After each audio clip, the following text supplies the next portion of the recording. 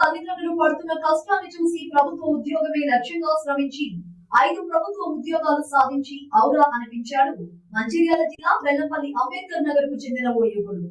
చిలుకూరు రాయమల్లు లక్ష్మీల కుమారుడైన క్రాంతి తండ్రి రోజు కూలికి వెళ్లి కుటుంబాన్ని పోషిస్తూ ఉంటాడు. క్రాంతి ఉస్మానియా యూనివర్సిటీలో ఇంజనీరింగ్ పూర్తి చేశాడు. చిన్నప్పటి నుండి కష్టం విలువ తెలిసిన క్రాంతి ఎలాగైనా ఉన్నత స్థాయికి చేరాలని ఆశపడ్డాడు. పట్టుదలతో చదివిన క్రాంతి ఇటీవల ప్రభుత్వం విడుదల చేసిన ఉద్యోగ ఫలితాల్లో అదరగొట్టాడు. RMP department assistant, executive engineer గా, పాలిటెక్నిక్ లెక్చరర్ గా, అసిస్టెంట్ ఇంజనీర్ గా, టీపీపీఓ గ్రూప్ 4 లో ఉద్యోగాలు సాధించారు. కోచింగ్ తీసుకోవడానికి ఇంట్లో ఆర్థిక పరిస్థితులు సహకరించకపోవడంతో పోటీ పరీక్షలకు ఇంట్లోనే సిద్ధమయ్యాడు. క్రాంతికి ప్రభుత్వ ఉద్యోగాలు రావడం సంతోషంగా ఉందని, ఇకపై తమ కష్టాలు గట్టెక్కినేట్లేనని క్రాంతి తల్లిదండ్రులు సంతోషం వ్యక్తం చేశారు.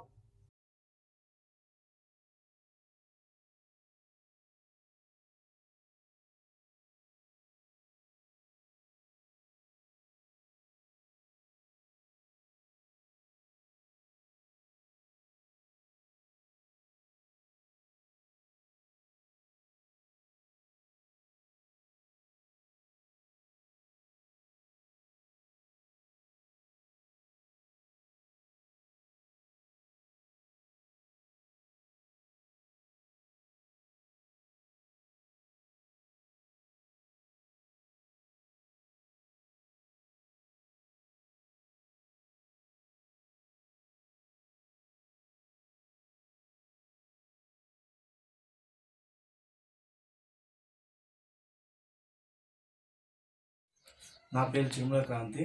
మా నాన్నగారి పేరు రాయమల్లు. ఆయన డైలీ కూలీగా చేస్తారు. మా అమ్మ పేరు లక్ష్మి, ఆమె హౌస్ వైఫ్.